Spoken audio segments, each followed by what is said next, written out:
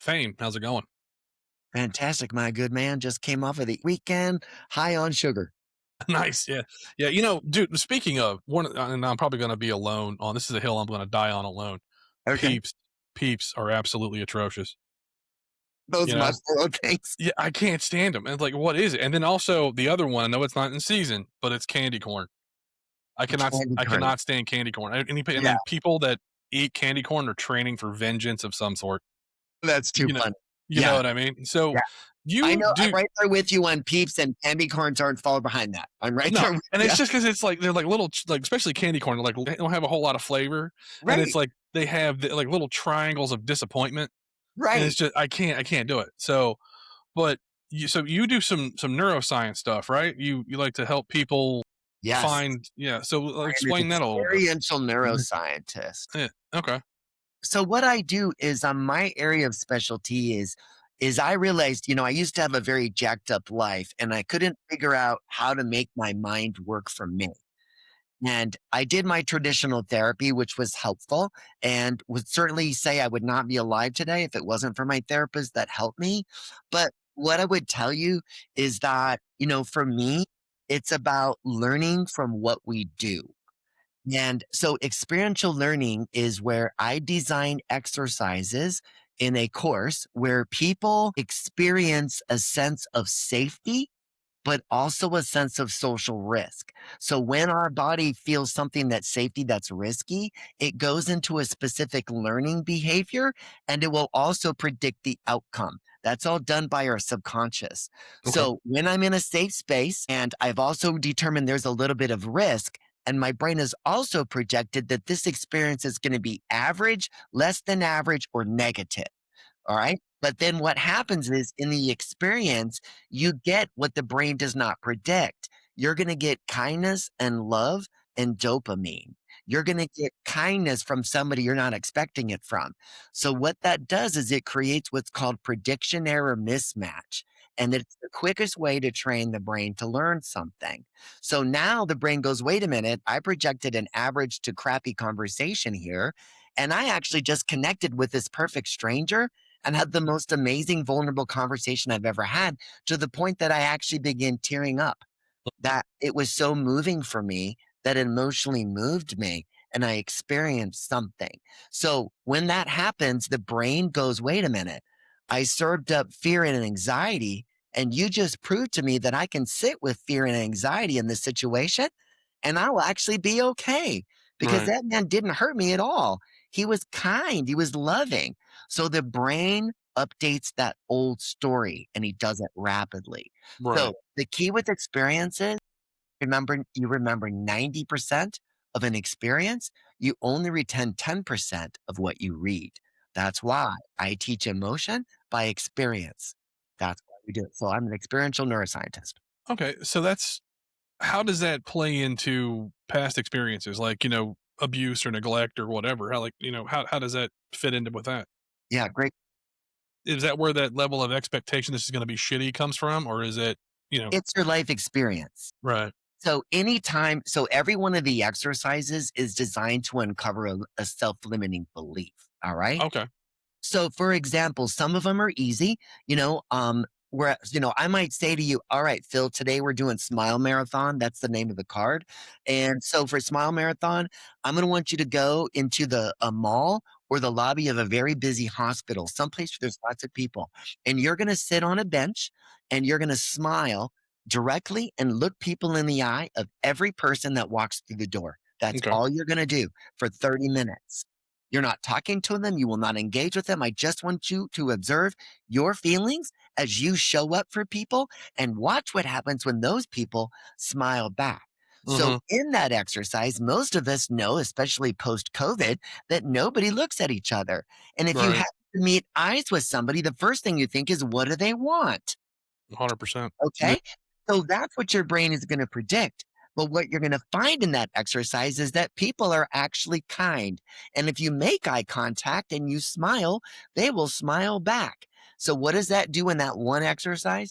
it tells you that that old story that people are not friendly, it needs to go away because I just learned in 30 minutes that I can simply smile at people and I can get joy, love, and kindness coming right back to me. And I update that story. So, Mhm. where did that come from? That came from COVID. A lot of COVID that has significantly impacted how we as human beings socialize. We all got closed off from COVID, and sadly, socially, we have not recovered.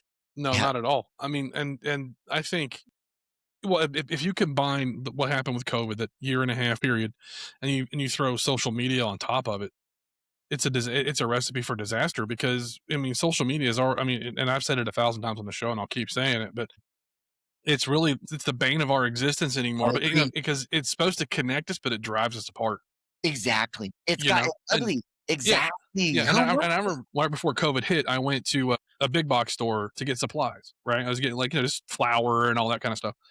And people were wearing, like, respirators, and that in and of itself made people divide from each Yeah, other. triggering. Yeah, Trigger. and it's like I was at Publix, and a woman was in, a full hazmat suit, and it's like, so, I mean, people, she's wanting to be safe, but people are pointing and laughing at her, and it's like, even before it really kicked in and started hurting people, it really started to divide, Yeah, and that's then it. you get the fakeness of Facebook and all that other stuff too, Yeah.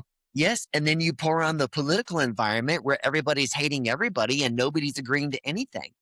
You bring that all together, and we're, as a country, the most jacked up I've ever seen it. The Yeah, most jacked up. I'm embarrassed to say that I'm American right now. yeah, I mean, listen, me and my girlfriend, we went to Europe last year. And, obviously, when I stand, I'm a 6'4" guy, right? And so people, they look at me and go, "American," you know? Yeah. And no Right. one, and what was funny is that no one asked about our current president. And listen, I'll admit it, I voted for him 3 times. But, now as things have progressed, especially since he hasn't kept his promises on certain things, Maybe. I yeah, Can I go say one thing though? absolutely, While we're on absolutely. that topic? Yeah. Here's the thing. So in my life, I have learned that gratitude is literally the most important language and emotion that you can learn because it literally creates a space of safety and where neutral discussions can exist. So in our country, what needs to happen is, the Republicans need to say, hey, look, Democrats, we don't like your fiscal policies on the way that you spend money and don't have any accountability. But we do also recognize that some of your social policies are important for Mhm. every member of society to be seen. And Yeah. then the Democrats need to look back at the Republicans and go, you know what? We do appreciate your fiscal policy because you're more conservative and we're not wasting as much money. So there's got to be a place in the middle that we can all get in along. And while we're at it, I need to also reduce our Mhm. rhetoric and about throwing crap at the Republicans. Mhm. Everybody is throwing crap at everybody, It is. and nobody is moving towards the middle. So Mhm. it starts with gratitude. Yeah. And Yeah. is how we heal this. It's how we 100%. heal it. Yeah. It's how we heal it. I apologize. That was No, too that's loud. perfectly fine. I'm sure you're familiar with Joe Rogan, but he had Tulsi Gabbard on, but it was after she was, in Congress. She left. And she was saying that, her time there, Democrats went left, the Republicans went right, and you were not allowed to talk to each other, let alone Correct. work together. And if you would try to do a bipartisan bill or idea, it got destroyed. So that tells you right there that it's a fucking joke. Pardon my French, Yeah, no, but it's a complete shit show. It's the worst it's ever been. yeah, And it's not getting any better. And it no, it's not. won't. Yeah, It won't until we start using gratitude and creating the space that just says simply, I don't agree with you, but I see you.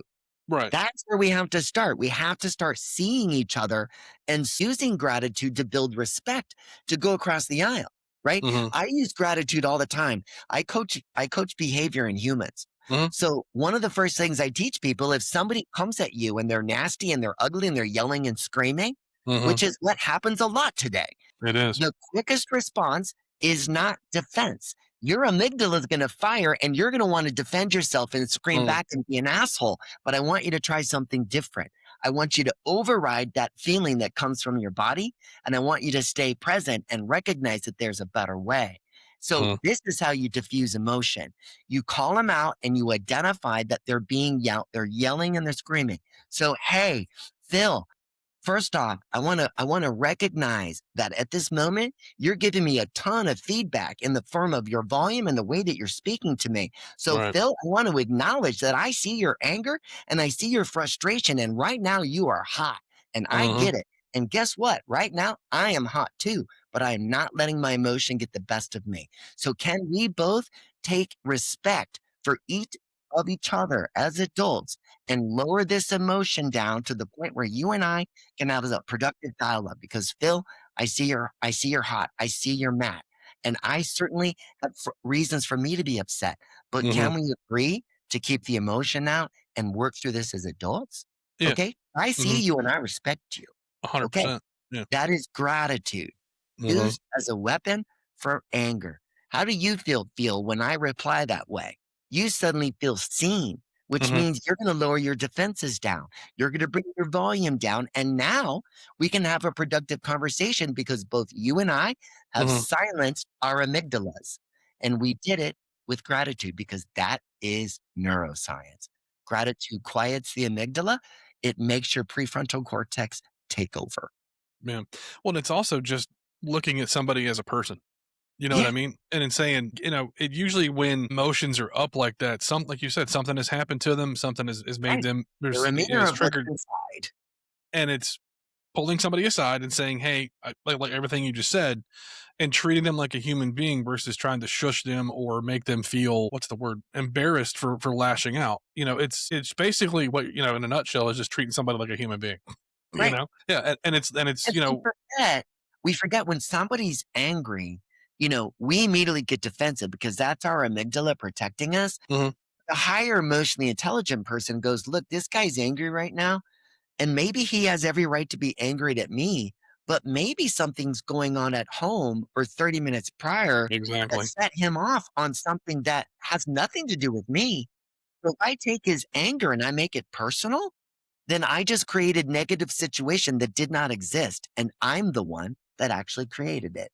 Absolutely, and it's like I've said it on the show before that people are like onions. There's multiple layers, and because I've never said it to you, so I'll say it again. I had when I train people at my job, and I tell them when the person's having a bad day, we let them have a bad day, but you try to talk to them first, and if you can get them through it, great. But I said don't get mad at them because you don't know what their home life is like. You don't know if they're going through a divorce. You don't know if they're going through financial crisis. You don't know if they have a sick Yeah, child. You don't no, know any of this stuff because no, this is just one facet of who they are. And people are, I don't even like to call it 4 dimensional. I like to call it 10 dimensional or whatever because people are people, and you're just as complex as I am, and my girlfriend's is, and your wife, and everybody has everybody has complexities in who they are. So you can't just say, "Oh, he's a dick or an asshole." You have to find the root of the cause of what's making them feel that way. And I mean, and then again, it's just taking a minute to listen to people. yeah. I find gratitude is a great response there. Another one when somebody's anger is to use empathy and just acknowledge their feelings. Like, Yeah. hey, I know you're really hot and pissed off right now, and I see that. So Hmm. my first question is, what's going on in your day that's making you so irritable and hot? And is there Hmm. anything that I can do to help you? Yeah. That's Exactly. empathy. That's Hmm. gonna help somebody a lot further than me getting right down your throat and killing you, which was my normal response, Mine too. okay? That was my prior self. You take on a fight with me, you're going to lose, and I Oh yeah. I would fight to the death. That's who I was. Yeah. Not today. Not No. at all. Well, and plus being that angry and being that confrontational just wears on your soul. Yes. And it Yeah, messes up your cortisol and yeah, all that shit. And it's like, yeah. and it just You makes you feel a like miserable crap. person. It throws your body out of balance and all that, and it's just not not fun, man. So, Yeah. what got you into this line of work? And I was, sadly abused, as a little boy by people I went to church with. oh, yeah. And, that messed me up, okay? It made me Mhm. not trust adults, and it also made me develop some very peculiar, very strange, very difficult mental health issues. Of course. So, I am the worst. I've been a drug addict, I've been a sex addict, I've been fired more times than I can count because of behavior and a bad attitude, and that's how I kinda showed up in life. I was angry and full of piss and vinegar, Mhm. and then one day, I had a near-death experience. I Okay. drowned in my pool. I Oh. drowned in my pool, and I remember what happened when I went on that other journey. And I have a very, very vivid memory of what that experience is like. And when I came back a different man. I Wow. came back with something that I've never seen before, something that I understood. And it's the most immense form of love imaginable. I've Right. experienced it. So that one event is what led me down a path because my life was broken. My life was shit, man. Shit. But that near death experience, that was the wake up call from the thing upstairs saying, dude, what you're doing ain't working. All right. And I got a second chance. And I also got knowledge because I remembered where I was when I was up Mm, there. mhm. So I took that knowledge and I started creating a way to fix myself. And I Yeah. learned how my brain worked and I started studying neuroscience. Right. And as I started studying it, I started realizing that there were things that I could teach myself that I didn't have to have somebody to teach me how to overwrite an old bad memory. I needed to face it myself, experience it, solve it real time, and teach the brain to write the new story. Yeah. So it was literally by accident that I fell into this work. And that's why I created my company, itspurelove.com, because that is what we teach.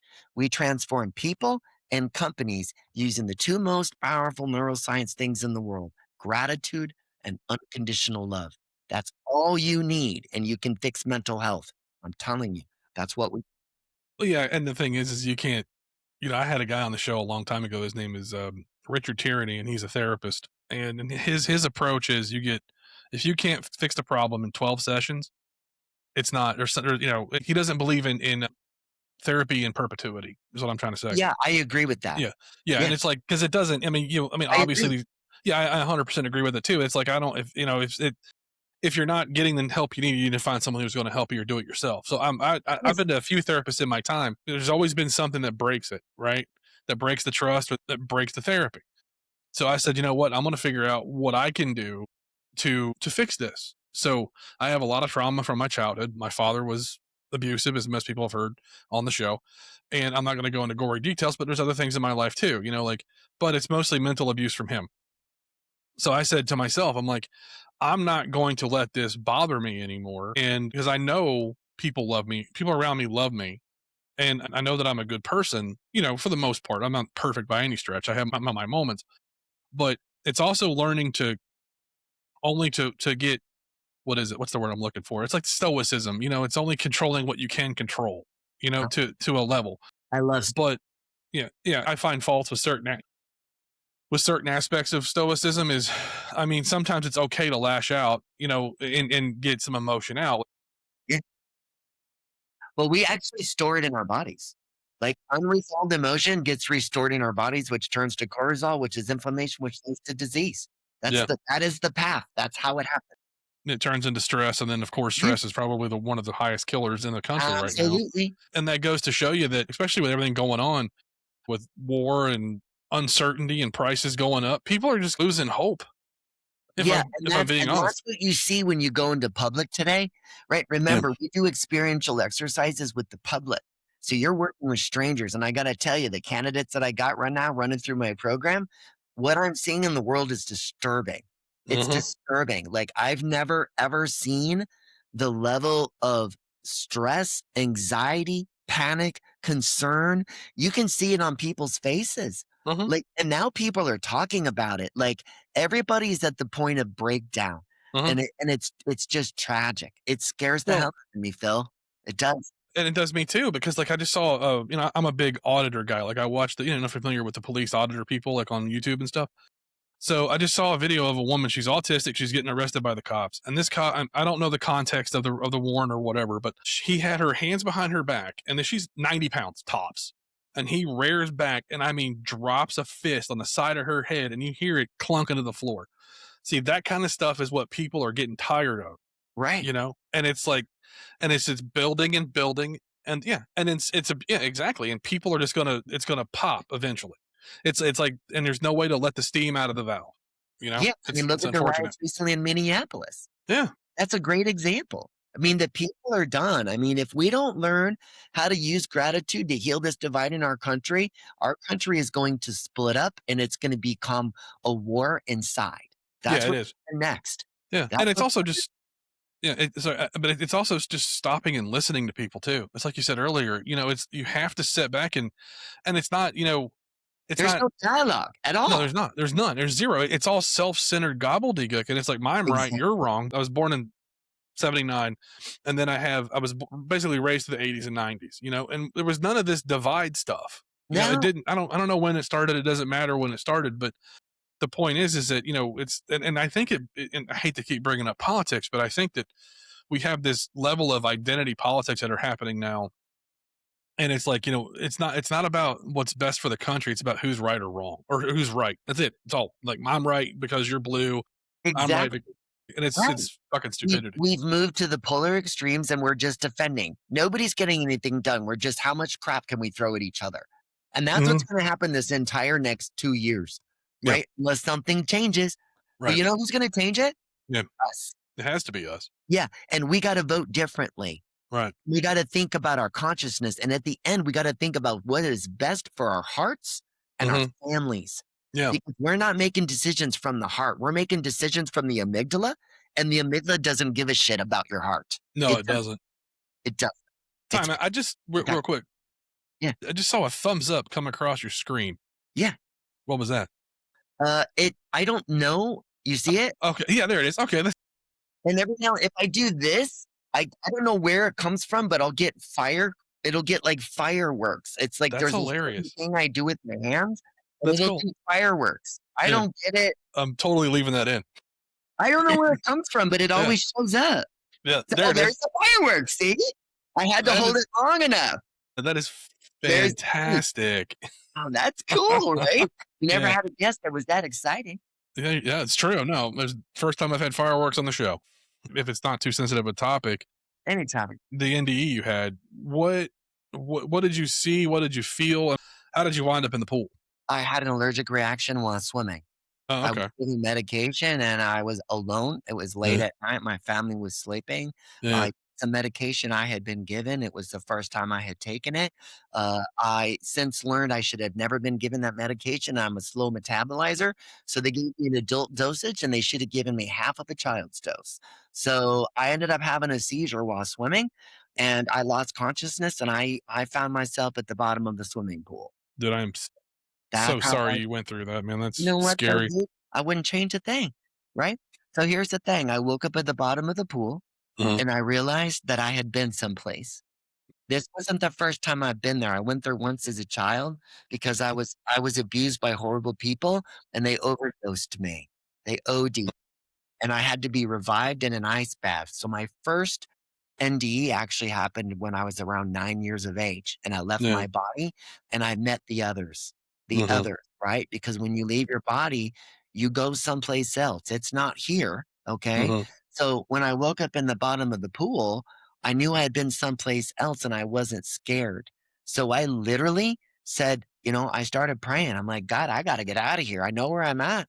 And I couldn't move. My body would not move. My limbs were dead, nothing. Yeah. And I got a little voice that said, Thayne, raise your neck. So I went like this. And when I went like that, there's a pocket in my throat where if I take a breath very quickly, it divides the oxygen and it goes into like a void that's Okay. in my throat. And the void came from cancer. 5 years ago, I had a enlarged thyroid and Mhm. two all-Saul's tumors on the inside of my neck. So when they removed all of that tissue and including my thyroid, I now have a hole inside. Mm. But when I went under the water, I took a huge breath and it happens to me now. Like if I hit something hard, it'll split and it'll go into the pocket. So that morning or that evening when I didn't know how to get any oxygen, when I went like that, it released the pocket into my lungs and gave me the strength to get out of the damn water. Wow. So literally, dude, the thing upstairs saved me. And I Yeah. know that. And I got cancer 6 years ago so that when this happened, I was prepared to get out. I Yeah. know, no Yeah. doubt. It's one of So, those everything happens for a reason. exactly, it absolutely does. So, I went to the other side. I experienced life review. Okay. I know exactly what that looks like, what that feels like. It's amazing. It is real. You will see everything that you ever did well in your life and Yeah. everything that you did not, and it's instant. And the entire time that you're watching it, you're not judged by God. Mhm. You judge you. Mm. You judge you. You're Yeah. watching it with your creator. I'll leave it Yeah. at there. But Right. you judge you. God doesn't judge you. I Mhm. know when I hurt somebody because I could feel their heart. Because that's the thing in life review.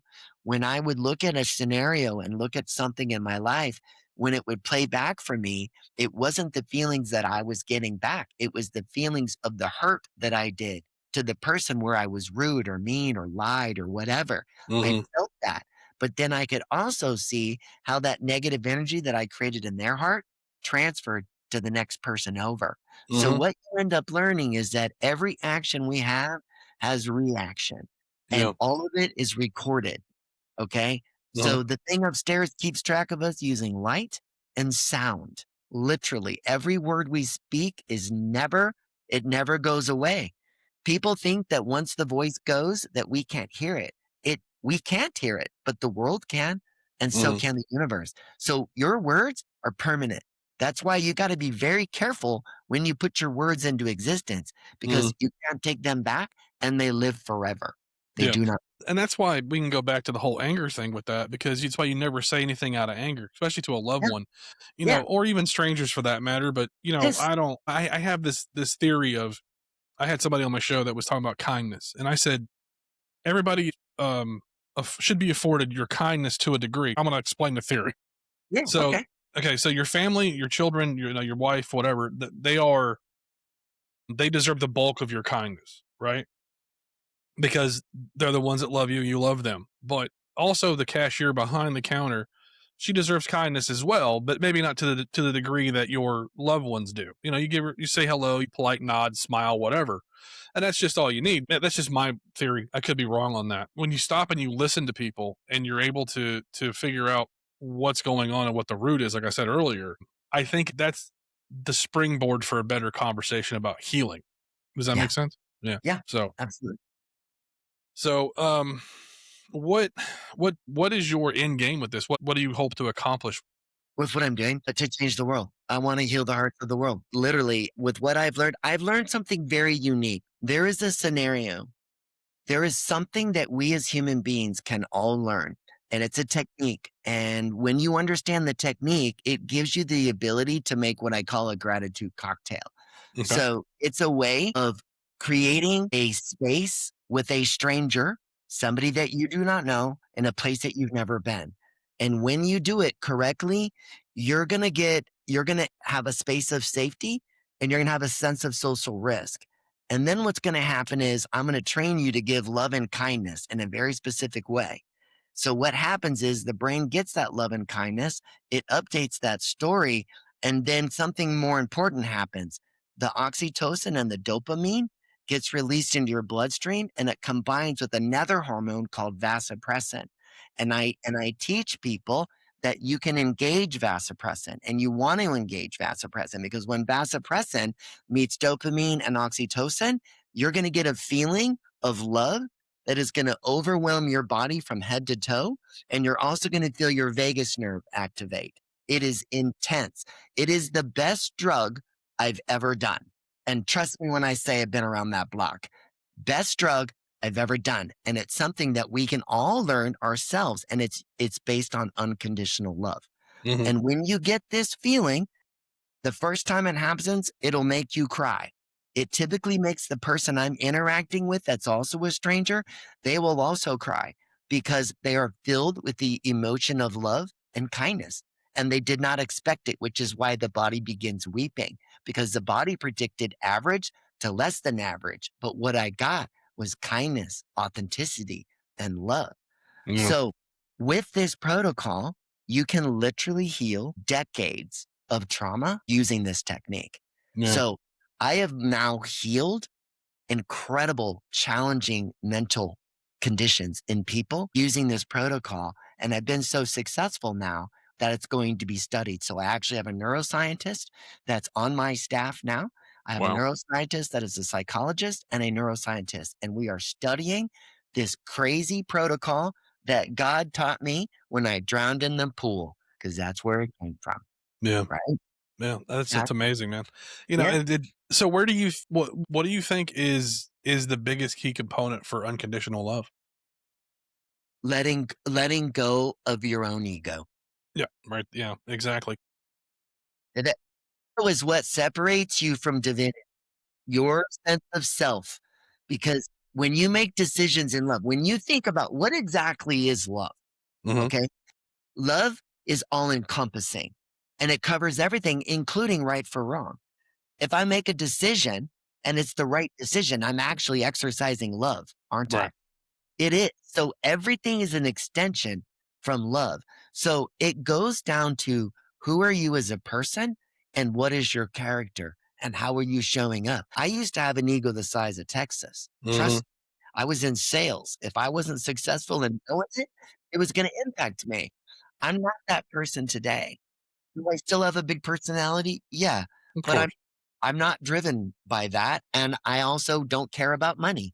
I'm not driven by money because when you die, let me tell you, none of it matters. No. No. What Does it? matters what matters is the connection and the memories that you make with people, Hmm. because that is what you take with you, and that is what you will be ultimately judged by, Yeah. right?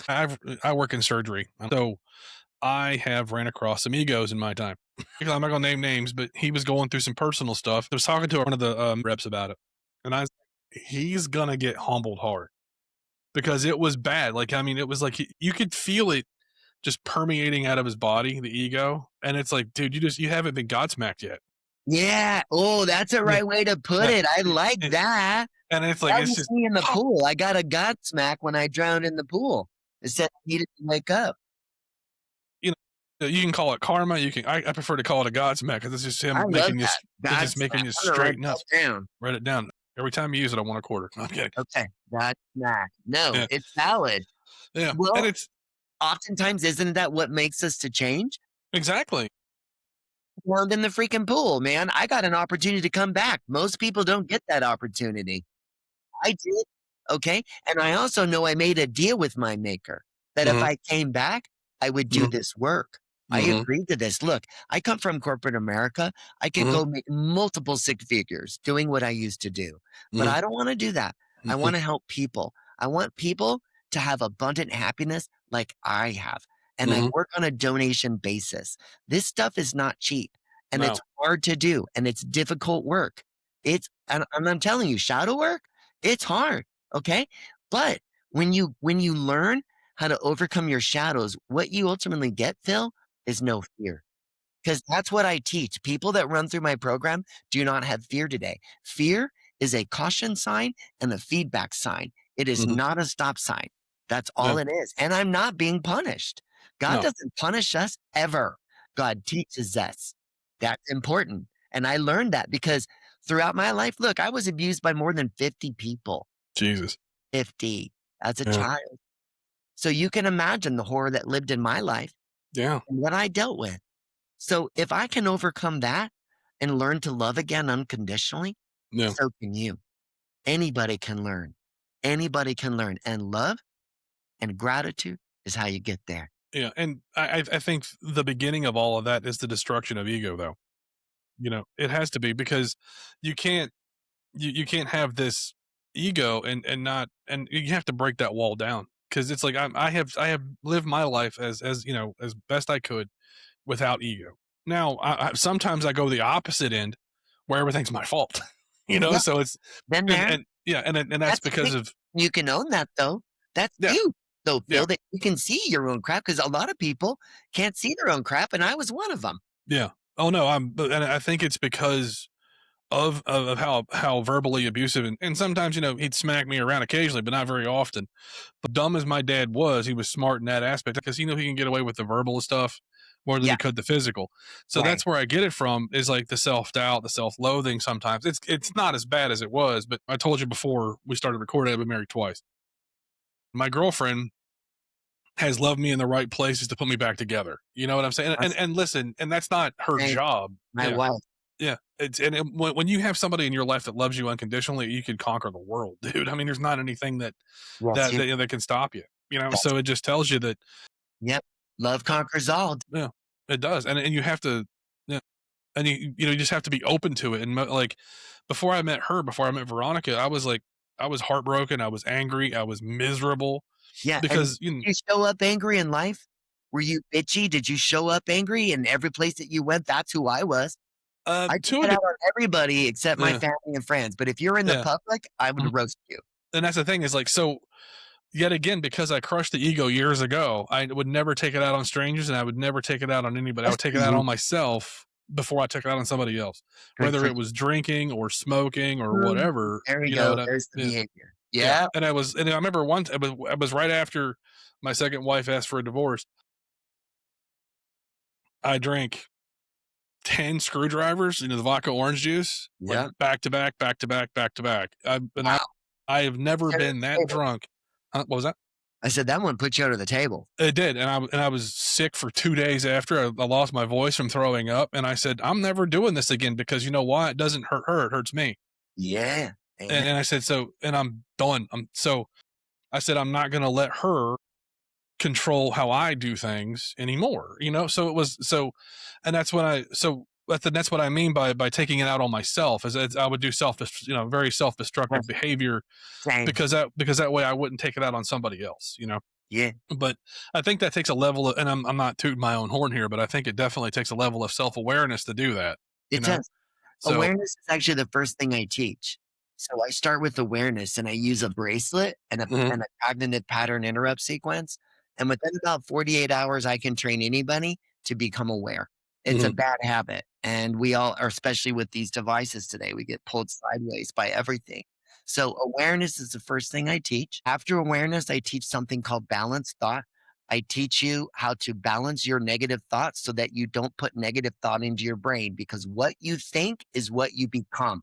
mhm, So if your head is full of negative thought, you're filling your head with negative thought. That's why you got to balance negative thought to neutral before you put it away, or you're mhm, just literally giving your brain ammunition to make your life more miserable, yeah, because the brain it's just a repetition machine. That's mhm, all it does. It sees a pattern. It goes, we've done this before, do it again. So if everything in your life is based on negativity and crap, that's why you can't get out of it, because your subconscious is the one controlling your present. We have 68,000 thoughts a day, Phil. On average, 68,000. Only 5% of those actually make it from the reticular or activating system into our conscious awareness. yeah, 5%. So 95% of who we are, what we see, what we absorb, what we do is decided by our subconscious without any thought. So mhm, what's in your subconscious? That's the question. And me? My head was full of madness and mhm, abuse at myself and stories that I had told myself from living my life, from writing the wrong stories, from mhm, being rejected by people, not because of things that I did, but maybe things that they did. But I took it upon myself and I wrote the wrong dang story. mhm, So we all write the wrong story and we don't do anything to correct the story. That story, then your brain operates it, plays with it, and that is why it shows up every time you find yourself in the same story.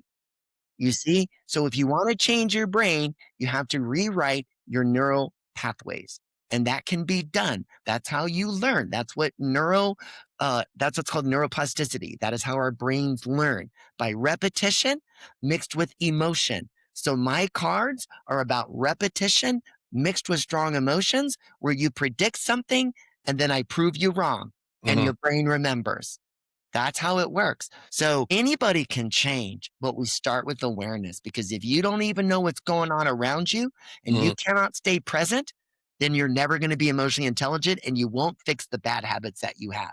If you're going into your past, why? There's no reason to go your past. You can't change a damn thing. The magic in life happens right now, today, and it's not tomorrow. It's like I always tell people, if you just focus on 24 hours, and you manage your happiness for just the 24 hours. Do that and watch what happens. yeah. I just Well, got to manage today. What's going to make me happy right now? I don't need to go into my traumatic past and play with those memories. That's just going to mhm, draw me down. So yeah, when you leave the present moment, where do you go? To your memories, ugly memories. So don't leave the present moment. That's mhm, just a bad habit. It's yeah, literally a bad habit that is automated by your nervous system. That's how we're designed. So the system that was designed to keep us safe is the same system that keeps us stuck. And that's why to fix it, you have to rewire the pathways in your brain to a new way to do things so that the brain goes, when I experience fear, I now know that that doesn't mean stop. It means pay attention. There might be some variable that I could manage better that would result in a better outcome. That's Hmm. what fear means to me because I don't have any more fear. There's nothing I will not do. If you said, Thane, take your clothes off in the middle of the intersection, fine, done. I would do it. I do not have fear. I No, don't. that's the thing is if you live your life full of fear, you're never going to see your full potential, Yeah. and it's like, and Yep. yeah, no, I'll give you an example. Okay. I was on a work trip and we were up in Banff, Canada, and we were going down a whitewater rafting. hmm, And we got to this really beautiful spot where they filmed a movie that Leonardo DiCaprio was in. And I thought, that's really cool. And he shows me that there's a cliff where you jump off of about a 40-foot cliff into whitewater. go, Okay. And he said, if anybody here needs to get over fear of heights, this is the place to do it. So I had a fear of heights. hmm, So me, about 3 of the 12 people decided we were going to fight fear. So we climbed up the side. The whole way that I'm going up, I'm saying to myself, if I get up to the top and I don't go first, I won't go. I won't go. So I made the decision on my ascent that I was going to beat everybody else up there so that there was no reason that I would quit. So I'm standing up on top of this cliff, looking at raging whitewater below, knowing that I'm wearing a wetsuit, that I cannot freeze to death in this frigid water. And I've got a life vest on that's going to put me up to the surface. So, oh, I got fireworks again. I have no reason to be afraid, Thane. So in that moment, my body served up fear, big time. My heart was pounding, but I didn't let my cognitive thought keep me from doing it. I reached up to the front, my heart's in it, and I walked off the ledge, literally. And I went straight down into the water, feet first. And I went whoosh. hmm, And then, sure as heck, I surfaced. And then I swam my way over to the side. And then I realized in that moment, how many other things in my life do I have that are a fear that is keeping me from enjoying something? Because you know what I did? I got back on it. I went across and I jumped off the cliff again because I realized I could do it. And that was a fear that I had in my mind from falling when I was a little boy because I hmm, got shoved off the top of the slide by my cousin. See where it came from? yeah, Self-limiting belief. All of our self-limiting beliefs come from our childhood, where hmm, we make the wrong assumptions with a brain that is not trained, not old enough to understand long-term decision making. yeah, That's and the this truth. is and this is why I've said it 1,000 times on the show. I'll say it again. This is why when you have a child, it's a huge responsibility because you're taking their little pristine hard drive Yeah. and you could fuck it up. Yeah, you need to be careful what you. I mean, obviously there's correction and there's parenting, but you cannot be abusive to a child. No. And no No. matter how frustrated you get, no matter how mad you get, you cannot take it. It's just being a kid. Yeah. And You got to learn by mistakes. So don't beat your kid up by making the mistake. What it means is your kid's going to learn how to stand back up later in life hmm, when life knocks them over, yeah, right? hmm, I Like, agree. I've raised 3 kids. Hmm, One of them went through life very easily. 2 of them struggled when they were younger because of my mental health. hmm, Interestingly, the one that's super successful are the 2 that struggled. And the yeah, one that made every decision correctly is now challenged in life because she's never had to stand up before. hmm, So now she's going through some difficult situations that are challenging to her that her other sisters have already solved. hmm, They've done the breakup thing. They've done the heartache thing. You see? So well, let your kids fail, yeah, love them, and teach them how to stand back up. yeah. Well, it's like I told somebody recently on here. I said you have to turn your wounds into wisdom. You know, Yeah, that's and great. it's Boy, yeah, you're full of them. Wounds yeah. into wisdom. I love that. And it's just learning how to take the bump and get up. You know what I mean? And then and listen, there's sometimes that like my father, thankfully, and I hate to say it this way, but he died when I was 14, right? So he's been dead for shit 30 something years now. And with him passing, I was able to flourish because my mom met somebody. He wasn't necessarily a father figure, but I knew that I could go talk to him and not be judged. you know? He was also very, abrupt. He was abrupt. He could be rude at times because he didn't have any kids. And he got me with a 14-year-old Yeah, and that's in a tough. it's tough, but, I That's a tough one to walk into. yeah, it's a precarious position to be in because, you don't I was already on my way to manhood at that point, and, I had what my father taught me or lack thereof, so, in some instances for him, I was a clean slate because I was malleable in ways because my father never taught me shit. Then on the other side of that coin is him and my stepdad would clash because he thought there was only his way of doing things. And I said, "Listen, you got to let me figure it out for myself." Right. And then when I did, and he's like, "Oh, okay, well, there's more ways than one, right?" So that's where that destruction of ego comes in, It right? does. And it's like he was able to set his aside and listen to me, and I was able to set mine aside and listen to him, and we both learned something. That's amazing, and it Yeah, sounds like your stepdad was a good guy. he was.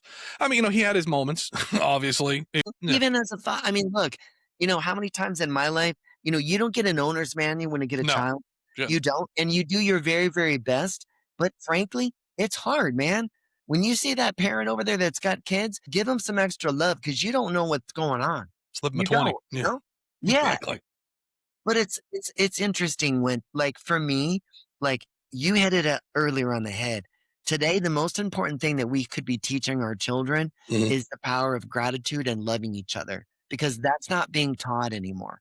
It's not. And we're not interacting as human beings anymore. Yeah, These devices have ruined that, yeah, right? 100%. You look at depression rates, suicide rates, they spike with the invention of the iPhone.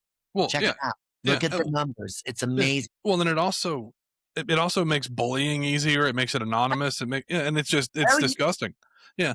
So I mean, like I really, I mean, as much as I appreciate technological advances and things, it also, I mean, just us, you and me, we're hundreds of miles apart easily, and we're having a great conversation. And this is the thing. This is the reason I do this show is to connect with people because we don't have that connection anymore. No. Granted, I could talk to my neighbor if I wanted to, but I get more intrinsic value out of this for me talking to people that I don't know because it gives me new perspectives. And I think that if we can get to the point where we can see things out of our own prism of vision, if you want to call it that, it expands us as capable and loving human beings, you know? Think something we have to consider is the fact that right now we've all gone to our extremes. Hmm. So, one thing that I learned for myself was that I realized that, again, I've always been an independent when it came to voting. I'm not a Yeah. member of a party Yeah. because I do tend to like,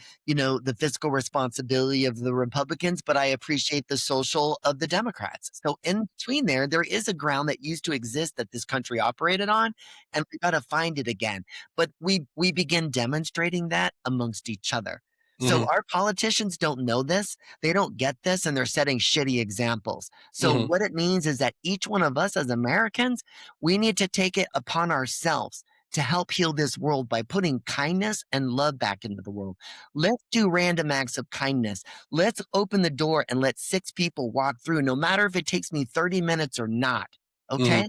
Let's show up in ways that we haven't and watch what happens to the world when we lay down our crap and just Hmm. recognize that we're all humans trying to get to the same place. We're Hmm. all trying to go to the same place. Yeah. Let's acknowledge that and freaking help instead of tearing each other apart. Cause I mean, It it, changes with us. it does. And honestly, I've never, and let me put it this way: like there's some people I joke around with at work, and it's just jovial, fun stuff. It's like fun insults. I don't ever truly mean it. You know what I mean? But I can honestly say that I have never in my life, maybe I'm wrong, but I've never gone out of my way to tear somebody down. And because it doesn't do anything. It makes you feel like shit, and it makes you look bad as a human being too. So what's the point of doing it? My former self, total Karen. Really? Karen. Yeah. Yeah. Yeah. Except I called myself a Kent, Yeah. right? I was a total Kent, man. It's only one word away from an even uglier word. Yeah. Let's One see you letter. next Tuesday. Yeah. Yeah. All right. Uh-huh. But Yeah. no, so I have 3 questions that I ask people that come on my show. Okay. The first one, what are 2 beliefs at your core that make you you? I will tell you that I live by three things today. Okay. Thanks. And these come from my NDE. Mhm. Okay. Most important thing anybody watching today can learn from me in my experience. Okay. The number one is that I must come from and be um, in love in all that I do, right? I Mhm. have a phrase that I teach people called dare to be second. It takes courage, thus the word dare, to live in gratitude. Okay. And know that I'm not always going to be first. Sometimes I'm deliberately choosing second so somebody else can be first. Mhm. That's important. Okay. The dog eat dog first place culture is killing us. That's not going to help us. All right. So dare, the word, the number two, because it takes two people to create kindness, doesn't it? And it builds love in their heart and mine. The number two, the word be, because living in gratitude is a state of being. When you live in gratitude, you're looking to serve the hearts and minds of others around you. Okay. You're literally letting go of the ego and saying, there's others that may come before me. All right. And then the last thing is the word second. And that means two things. Number one, I need to be second, which is at the present moment. 1 second. It's a reminder not to leave your past or your future. And Mhm. then, second is the most powerful position in the world. And I want you to think of it this way. Let's Mhm. go back to math because everything in life is comes from math. I learned that in my NDE. All right. So God keeps everything in life balanced by math. So could we not use the same principles of mathematics to apply it to our human lives? Mhm. So it goes like this. We add those things in life that bring forth goodness and joy. That's called addition. We have subtraction. Subtraction is about letting go of those things that don't serve us, that don't help us. Our expectation from the thing upstairs is that we achieve a state of neutral balance. Then I align my action and my intention, and I engage that higher power and the world around me, and I multiply and I get bigger and I take my goodness and I make it larger. And then I divide it. Division is the next operator, which means I take my expanded abundance, I take what my heart says I need, and whatever I don't need goes back into the system. You put it back where it came from. But that's what we're messing up right now. We're Mhm. not holding on. We've created greed in the world, and that's not what we're supposed to do, right? And then the last thing you go to is the equal sign. The equal sign is gratitude because gratitude is what literally levels the playing field in everything. So, the three things. Number one, I live in unconditional love. I make good decisions, right and wrong. That's the most important thing for me. When I make my right decision, it may not be love, but if I choose correct, I'm demonstrating love, aren't I? Mhm. Okay. Yeah. The second thing, and this will keep you from heaven, is can you let your shit go? It's called subtraction. If you die and you carry hardness in your heart for other people that wronged you and you let it go, that's going to be a problem for you when you get to heaven. That is important that you let your shit go. Yeah. Don't carry it. All right. And the last thing is you have to be able to find the thing upstairs from within Yeah. from 100%. within. So Mhm. I can find stability, love, and my connection to my divinity on my own without anything. Yeah.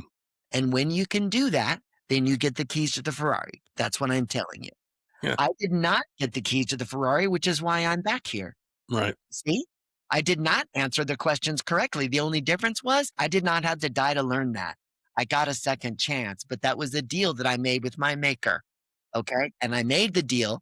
I could come back, but I have to do this work. I have to focus on putting love back into the world in the way that it was originally brought here, which is unconditional. Yeah. It is unconditional. Yeah. Yeah. So, and then the second question is, you're speaking of an NDE, you're about to shuff off the mortal coil, go to the next life. What do you want to be remembered for? That I loved unconditionally, Mhm. that I changed the world through love. And that my crazy little protocol that I developed from my swimming pool Mhm. is now healing millions of people around the world with what we've discovered. That's Yeah. why we're studying it. That's my hope. This is my legacy for Yeah. sure. Nice. Nice. Yeah. And then the third question is, it's a very deep, pondering question. What makes you happy? Um, time with my family and my wife, Mhm. friends, deep conversation that matters. It makes me happy to see people be authentic. It makes me sad when people are fake because I can see it. I feel things that most people do not. Mhm. Once you've been on the other side, trust me, I've got skills that I've learned from that experience that I've used for my advantage today. But Mhm. what scares me the most is the lack of light that I see in the hearts walking around with people. It's Sad. dark, brother. It's It the is. ugliest I've ever seen it. I don't go into public very often as an empath because I Mhm. pick up on all the negative feelings and it imprints on me. So Yeah. I don't like going outside much anymore. It's just scary. It's just turn the news off, Yeah, okay? 100%. Yeah. That's something that I'm a news junkie, and the Mhm. one thing that I've done in the last year is now when I watch the news, I watch equal time. So what Mhm. I mean by that, look, if you are a Republican and all you're doing is watching Republican television, that's foolish because Yeah. they're lying to you. And Yeah. if you're Democrat and all you do is watch CNN, they're lying to you too. So what you got to do is watch 30 minutes of both and be a great American and do your own due diligence and Mhm. figure it out. What does your heart say? Is the truth. I Mhm. live my entire life today, Phil, from the light that's in my heart. I protect it and it leads me where I need to go. And I want to be known for the deepest love out there. That's what I want. Yeah, love. There you go. So, where can people find you? You can check out my website. The quickest way to find me is itspurelove.com. ITSPURELOVE.com. I work with businesses and I work with people that want to change their life. I work on a donation basis. The reason I take donations because you got to have skin in the game. This is work. And when things get tough, I don't want you quitting on me because you don't have any money to give up. Okay. So I work on a donation basis and I heal people from the inside out. I heal this and I heal this. And I give you what you had as a child before you let go of your heart and began living your life through your brain. I Yeah. teach heart brain coherence. Nice. Well, I wanna say thanks for coming on. I really appreciate it. Well, It's, yeah, I I think you're doing as well. I love your voice. I love the message. I love the candid conversation and the good work that you're doing, and especially amongst men, because we need to be talking about these kinds of things. And men, more than anything, are the most lonely in the world today. And Mhm. it's an epidemic of loneliness. And us men, we got to let our shit down and just explore the fact that it's okay to be a man and be vulnerable and share that I might be struggling right now. That doesn't make you weak. What that makes you is smart. Yeah, and strong too. To Yeah, be able to sit there and say, that's "I right. need help," is That's right. yeah, it's at the level of strength. That's Yeah. right. Yeah. So, Man, well said, brother. yeah, thanks for listening, everybody.